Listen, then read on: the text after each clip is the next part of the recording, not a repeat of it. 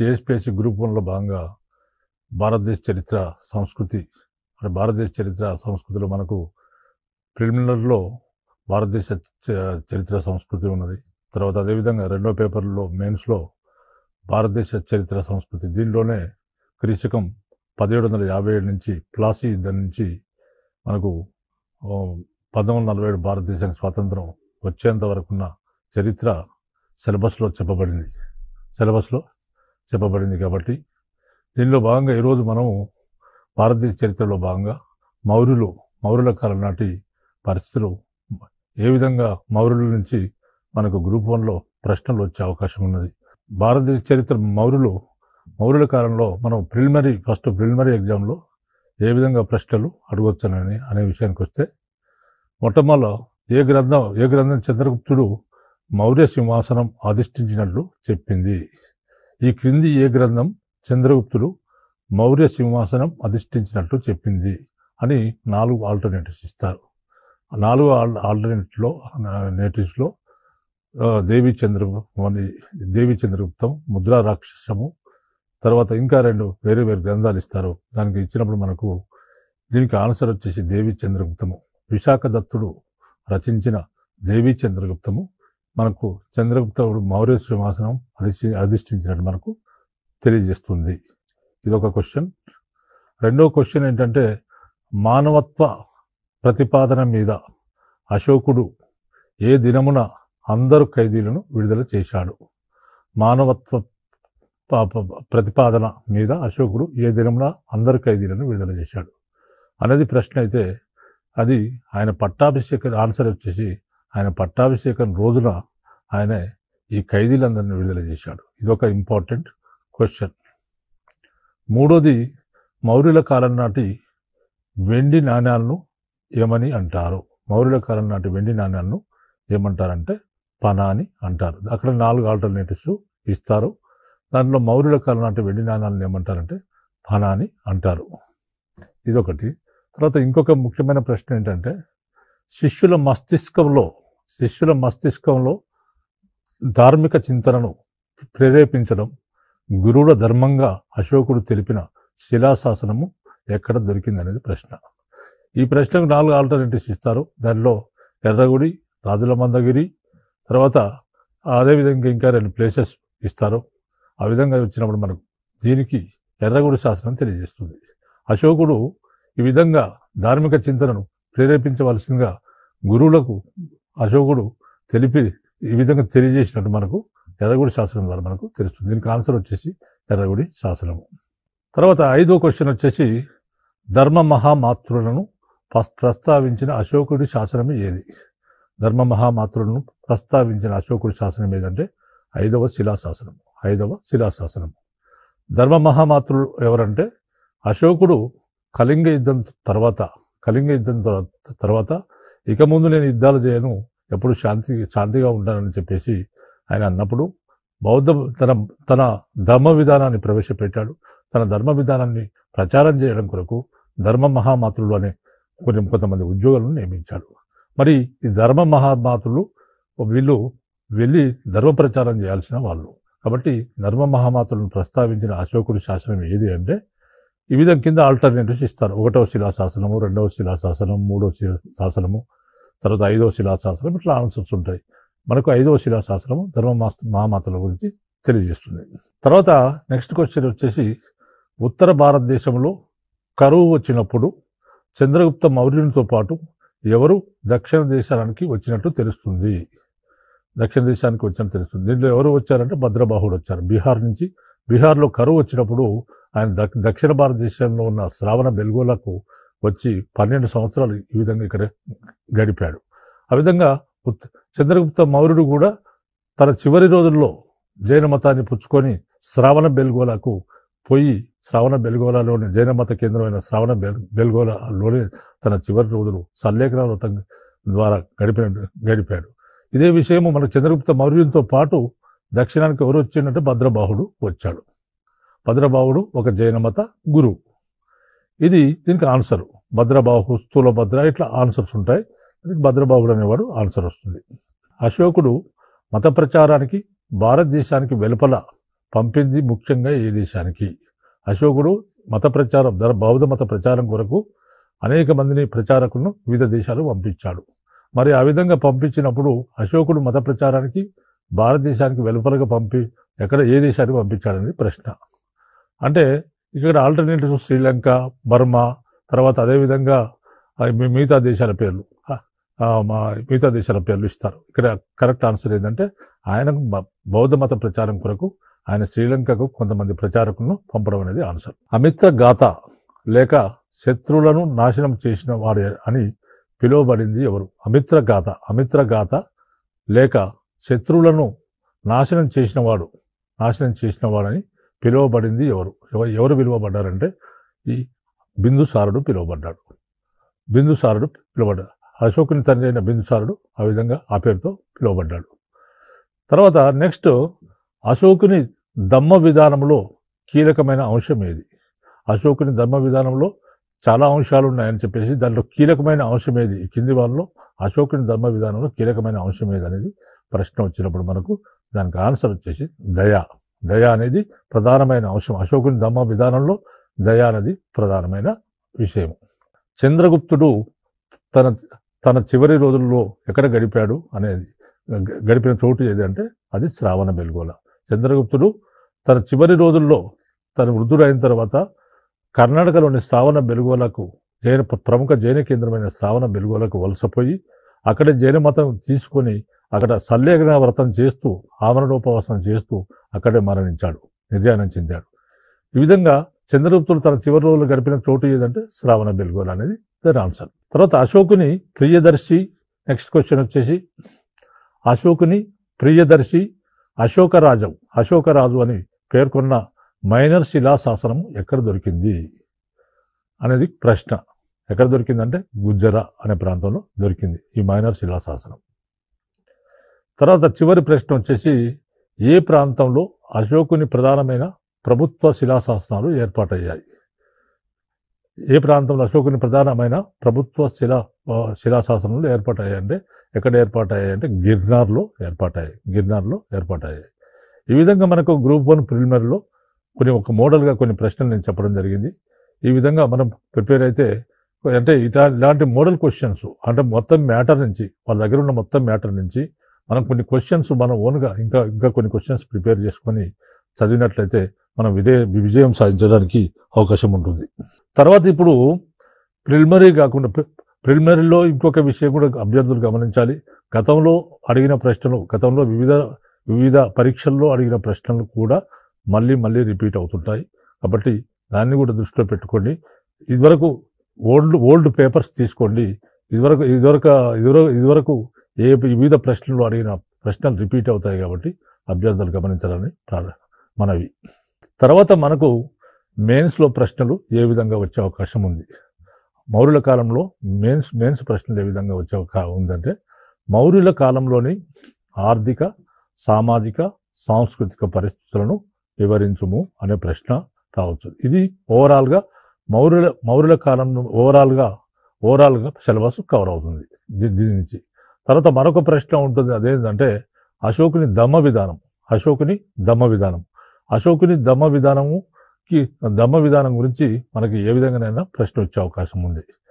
కాబట్టి మౌర్యుల కాలంలోని ఆర్థిక, సామాజిక, సాంస్కృతిక పరిస్థితుల గురించి ఇప్పుడు నేను వివరిస్తాను.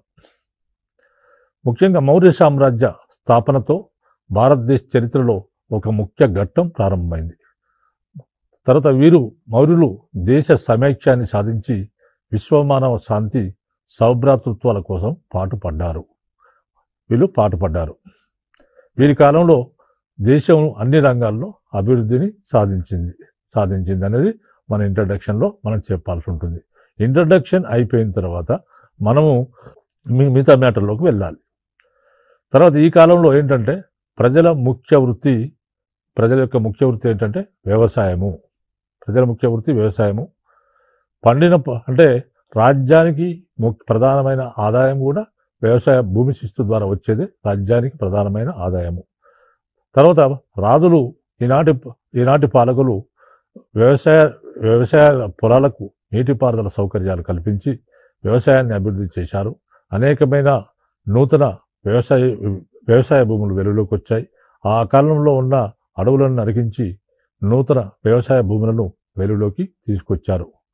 ఆ విధంగా ఈ కాలంలో మరి 1/4 వంతు నుంచి 1/6 వంతు వరకు భూమి శిస్తు వసూలు చేసేవారు. కొన్నిసార్లు 1/4 వంతు వసూలు చేస్తే మరికొంతమంది పాలకులు 1/6 వంతు కూడా వసూలు చేసినట్టు మనకు తెలుస్తుంది.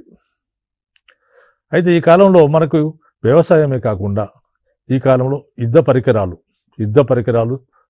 తయారు చేయడం, జనపనార, తర్వాత నౌకా నిర్మాణ పరిశ్రమలు ఉండేవి.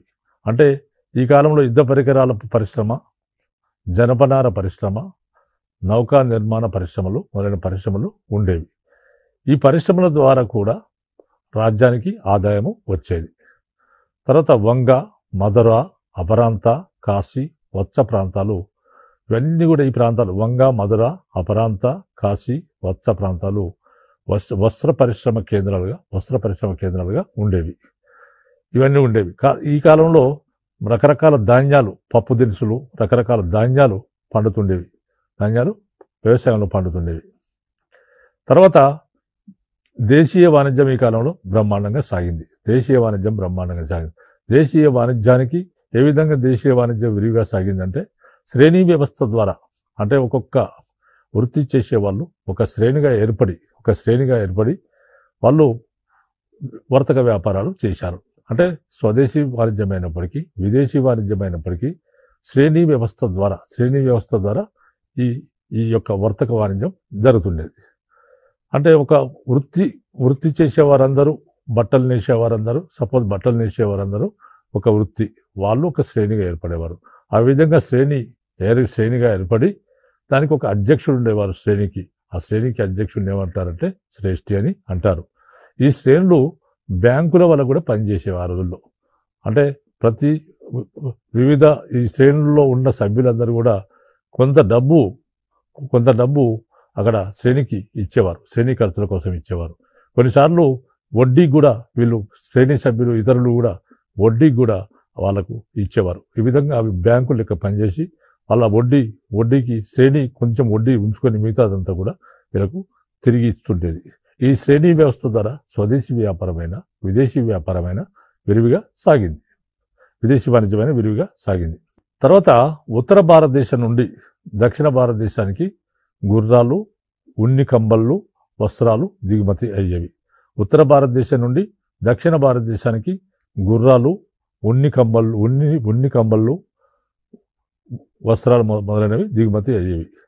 అదేవిధంగా దక్షిణ దేశం నుండి మనకు ముత్యాలు, వజ్రాలు, నూలు వస్త్రాలు ఉత్తర భారతదేశానికి ఎగుమతి అవుతుండేవి.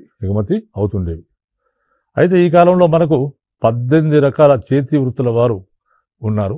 ఈ 18 రకాల చేతి వృత్తుల వారు శ్రేణులుగా ఏర్పడి వర్తకం చేసేవారు.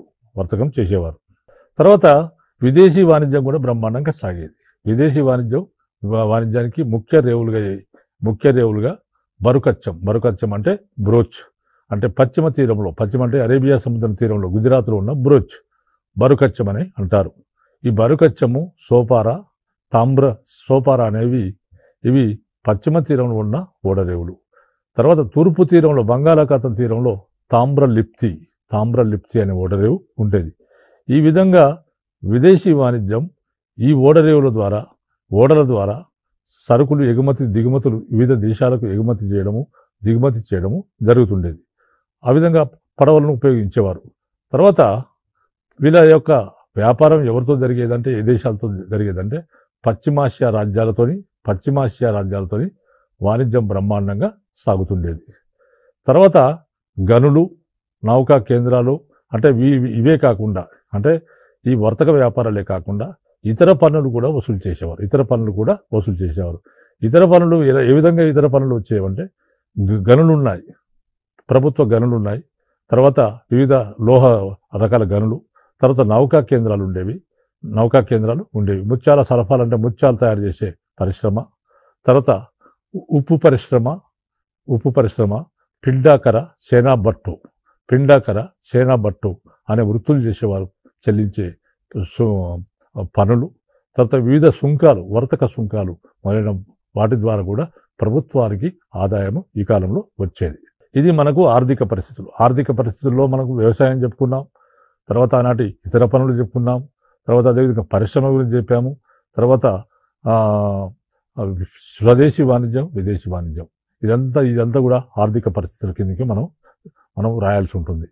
తర్వాత ఆర్థిక పరిస్థితులు అయినాక మనకు నెక్స్ట్ వచ్చేసి సాంఘిక పరిస్థితుల గురించి చెప్పడం జరుగుతుంది. సాంఘిక పరిస్థితులు అయితే సాంఘిక పరిస్థితుల్లో ఈ కాలంలో ఏంటంటే వర్ణ వ్యవస్థ పటిష్టమైనది. వర్ణ వ్యవస్థ పటిష్టమైపోయింది. అంటే వర్ణ వ్యవస్థ స్థిరపడిపోయింది, పటిష్టమైంది. తర్వాత సమాజంలో బ్రాహ్మణులకు ఎక్కువ గౌరవం ఉండేది. సమాజంలో బ్రాహ్మణులకు ఎందుకు గౌరవం అంటే వాళ్ళకు పన్నులు లేని భూములను ప్రభుత్వం ఇచ్చేది. పన్నులు లేని భూములను ప్రభుత్వం ఇచ్చేది. వారు అధ్యాపక వృత్తిని అనుసరించేవారు. ఆధ్యాత్మిక వృత్తి ఒకటైతే అధ్యాపక వృత్తిని, ఈ రెండు వృత్తులను అనుసరించేవారు. తర్వాత వాళ్ళకు సమాజంలో ప్రత్యేకమైన హక్కులు ఉండేవి. అంటే క్షత్రియులకు కూడా లేనంత హక్కులు ఉండేవి. ఎందుకంటే వర్ణాశ్రమ ధర్మాలు అనేవి ఉండేవి.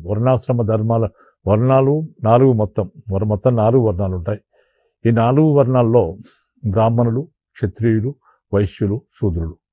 బ్రాహ్మణులు, క్షత్రియులు సమాజంలో అగ్రవర్ణాలుగా ఉంటారు. వైశ్యులు, శూద్రులు అట్టడుగున ఉంటారు. ఈ విధంగా మరి బ్రాహ్మణులు ఆధ్యాత్మిక వృత్తి చేస్తారు. తర్వాత వాళ్ళకు సమాజంలో ప్రత్యేక గౌరవం ఉండేది. బ్రాహ్మణుల తర్వాత మన క్షత్రియులు ఉన్నారు. క్షత్రియులు రాజ్యాలు పరిపాలిస్తారు కాబట్టి క్షత్రియులకు గౌరవం ఉండేది. వైశ్యులు వర్తక వ్యాపారాలు చేసేవారు. తర్వాత ఇంకొకరు శూద్రులు. శూద్రులు అట్టడుగు వర్గాలుగా ఉండేవారు. ఈ శూద్రులకు ఎలాంటి హక్కులు ఉండేవి కాదు. ఆ రోజుల్లో ఎలాంటి హక్కులు ఉండేవి కాదు. వాళ్ళు వ్యవసాయ కార్మికులుగా, పరిశ్రమల్లో కార్మికులుగా పనిచేస్తుండేవారు. ఇటువంటి సామాజిక వ్యవస్థ ఆ కాలంలో ఉండేది. మరి వర్ణాశ్రమ ధర్మాలు అనేవి ఉండేవి. వర్ణాశ్రమ ధర్మాలు అంటే ఏంటంటే బ్రహ్మచర్యము, గృహస్థము, వానప్రస్థము, సన్యాస ఆశ్రమాలు. ఈ 4 ఆశ్రమాలు ఉంటాయి. ఈ 4 ఆశ్రమాలను, వర్ణాశ్రమ ధర్మాలను మరి ఏ విధంగా పాటించాలి అంటే అగ్రవర్ణాలు, బ్రాహ్మణులు, క్షత్రియులకు మాత్రమే వర్ణాశ్రమ ధర్మాలను పాటించాలి, మిగతా వాళ్ళు పాటించకూడదు.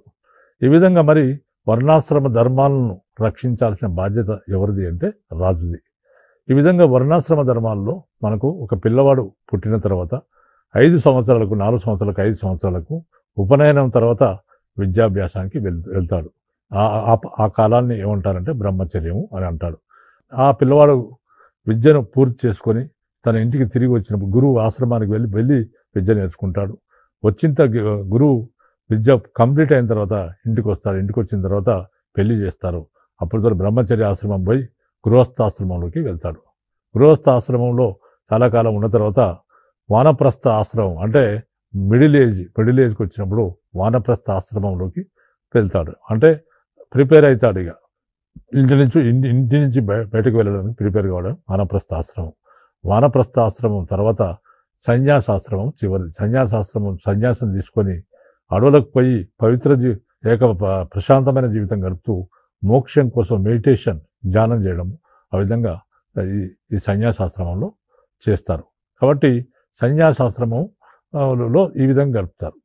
కాబట్టి ఇవి వర్ణాశ్రమ ధర్మాలు కేవలము బ్రాహ్మణులు, క్షత్రియులకు మాత్రమే పరిమితము. మిగతా వాళ్ళు ఎవరైనా వర్ణాశ్రమ ధర్మాలు వారు పాటించకూడదు.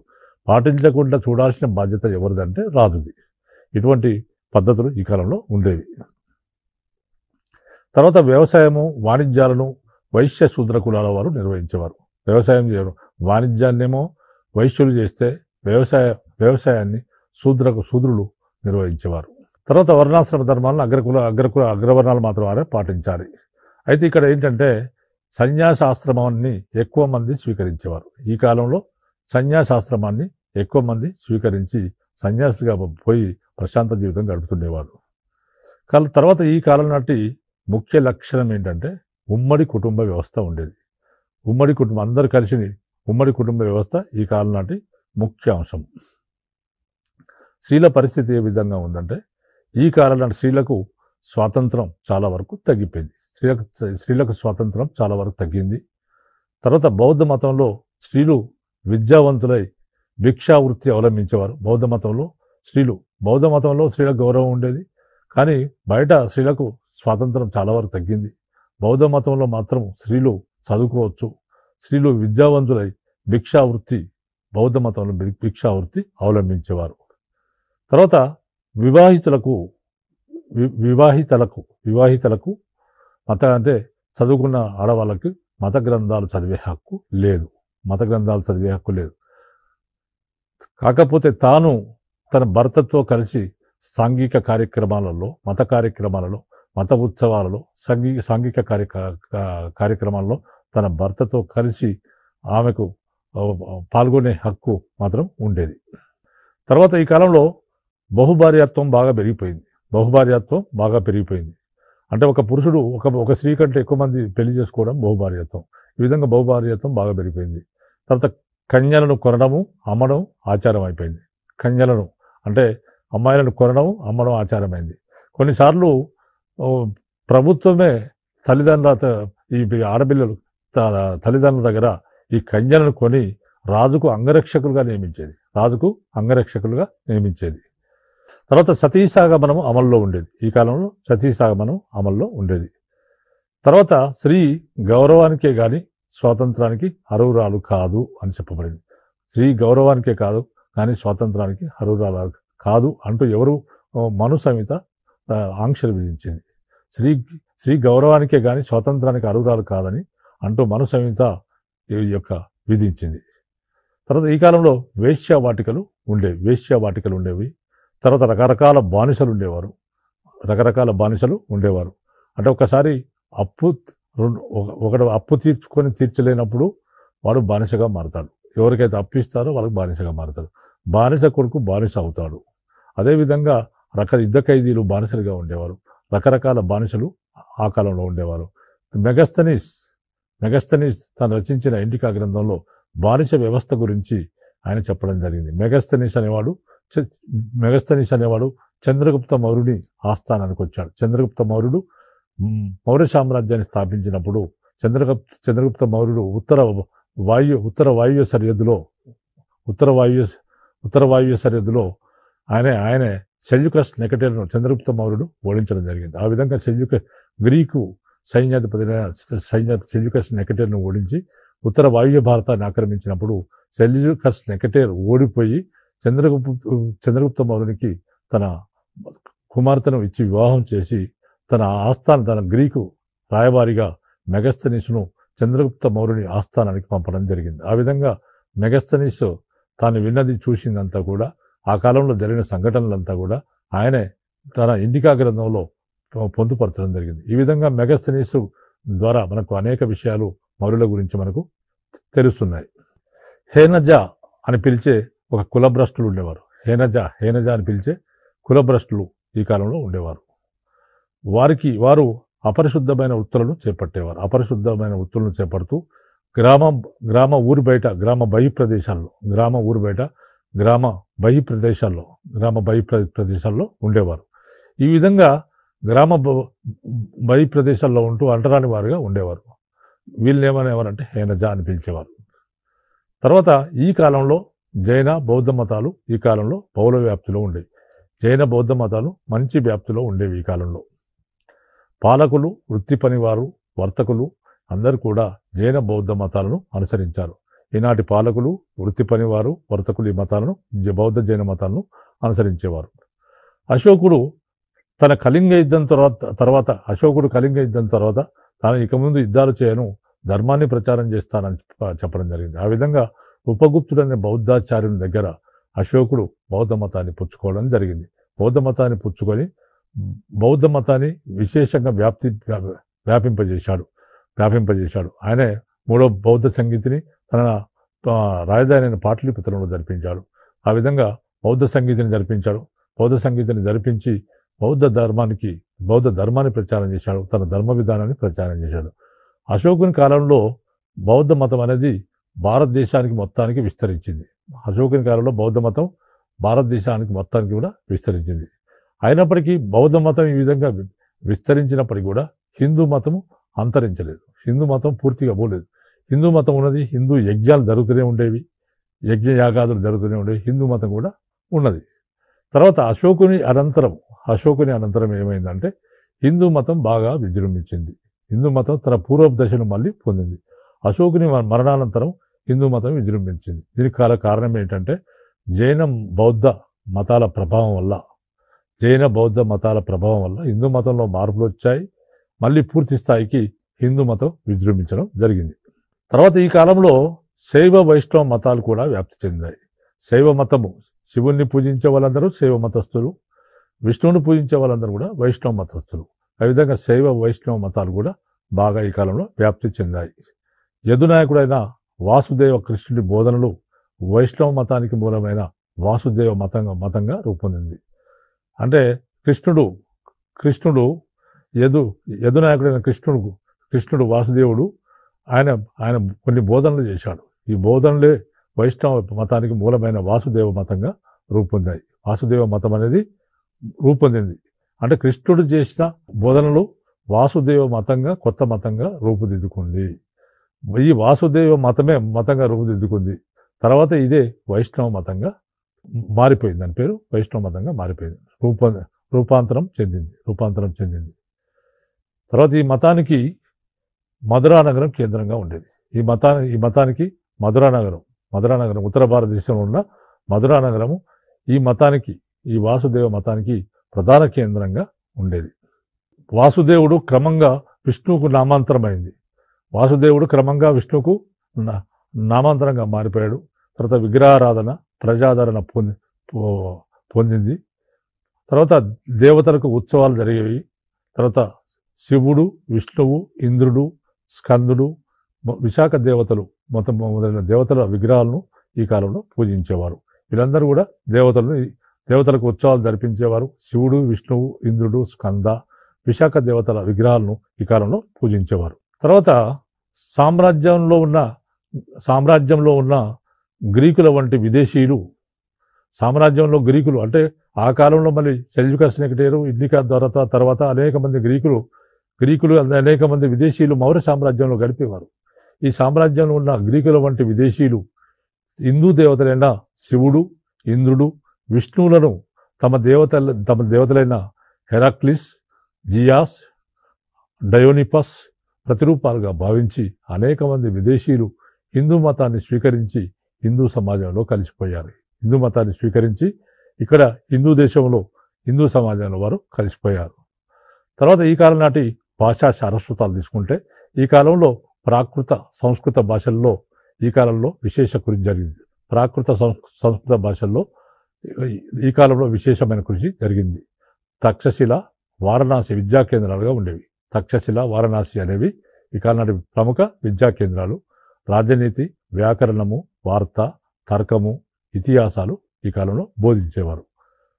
తక్షశిల అయితే ఈ విధానం కూడా సిలబస్ అన్నమాట. తర్వాత బౌద్ధ వాంగ్మయం ప్రాకృత భాషలో రచించబడింది. బౌద్ధ వాంగ్మయం మొత్తం కూడా ఈ కాలంలో ప్రాకృత భాషలో రచించబడింది. మనకు ముఖ్యంగా బౌద్ధంలో ఉన్న త్రిపీఠకాలు, దాంట్లో వినయపీఠకము, సుత్తపీఠకము, అభిధమ్మ పీఠకము కథావత్తు ఈ కాలంలో రచించబడ్డాయి. నీతులను బోధించే బౌద్ధ జాతి కథలు ప్రజల్లో ప్రచారమయ్యాయి. భద్రభావుని పేరు ఉన్న కల్పసూత్రాలు ఈ కాలంలోనే తయారయ్యింది. బ్రహ్మలిపి వాడుకలోకి వచ్చింది. తర్వాత ఈ కాలంలో భారతీయ వాస్తుకళా చరిత్రలో నూతన శకం ప్రారంభమైంది. అశోకుడు శాంచి, సారనాథ్, భారత్ స్తూపాలు నిర్మించాడు. బౌద్ధ క్షేత్రాల్లో అశోకుడు నాటిన ఏకస్థల స్తంభాలు ఈనాటి వైభవానికి ప్రతీతి. దశరథుడు తొలిపించిన గుహాలయాలు బీహార్లోని గయా జిల్లాలో ఉన్న బారాబర్ కొండల్లో 4, తర్వాత నాగార్జున కొండలో 3, సీతామరి కొండలో 1 ఉన్నాయి. ఈ గుహాలయాలను అజీవకులకు దానంగా ఇచ్చారు. బరాబర్ పర్వతాల్లో ఉన్న గుహాలయాల్లో సుదామి గుహాలయము, రోమన్ రిషి గుహాలయాలు ప్రధానమైనవి. ఈ గుహాలయాలు ఈ విధంగా ఈ కాలంలో అశోకుని స్తంభాల్లో రాంపూర్వ, బకీరా, తర్వాత లౌరియానము, ధనగర్, ఉమ్మెండాల్ ముఖ్యమైన స్తూపాలు. అంటే ఈ కాలం నాటి నిర్మాణాలుగా మనం గ్రహించవచ్చు. ఈ విధంగా మనం ఈ ప్రశ్నకు ఈ మెయిన్స్లో ఒకవేళ వచ్చినట్లయితే ఈ ప్రశ్నకు మనము ఈ విధంగా సమాధానం రాస్తే మనకు ఎక్కువ మార్కులు వచ్చే అవకాశం ఉంది. ఇది అభ్యర్థులు గమనించండి. అభ్యర్థులు గమనించి మీరందరూ విజయం సాధించాలని కోరుకుంటూ నేను ముగిస్తున్నాను.